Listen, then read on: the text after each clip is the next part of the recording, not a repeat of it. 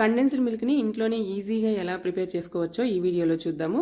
దీనికోసం ఒక ప్యాన్లో 1/2 లీటర్ మిల్క్ తీసుకొని 75 గ్రామ్స్ షుగర్ వేసుకొని ఒక పించ్ బేకింగ్ సోడా వేసుకొని వీటన్నిటిని ఒకసారి కలుపుకొని స్టవ్ని మీడియం టు హై ఫ్లేమ్లో పెట్టుకొని 15 మినిట్స్ బాయిల్ చేసుకోవాలి.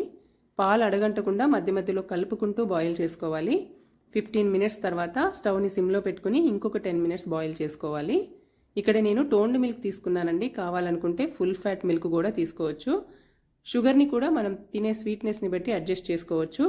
అలాగే బేకింగ్ సోడా వేయడం వల్ల మనం టోన్డ్ మిల్క్ తీసుకున్నా కూడా ఆ టెక్స్చర్ అనేది క్రీమీగా ఉంటుంది, కలర్ ఎన్హాన్స్ అవుతుంది, అలాగే ఉండలు కట్టకుండా ఉంటుంది.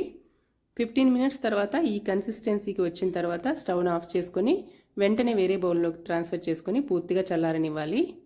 పూర్తిగా చల్లారిన తర్వాత ఈ కండెన్స్డ్ మిల్క్ కన్సిస్టెన్సీ అనేది ఈ విధంగా ఉంటుంది. దీంతో మనం చేసుకునే స్వీట్స్ని బట్టి కూడా దీంట్లో ఇంకా ఇంగ్రీడియంట్స్ యాడ్ చేసుకుని ప్రిపేర్ చేసుకోవచ్చు. ఇప్పుడు దీన్ని ఒక గ్లాస్ జార్లోకి ట్రాన్స్ఫర్ చేసుకొని ఫ్రిడ్జ్లో స్టోర్ చేసుకుంటే 2 వీక్స్ వరకు ఫ్రెష్గా ఉంటుంది.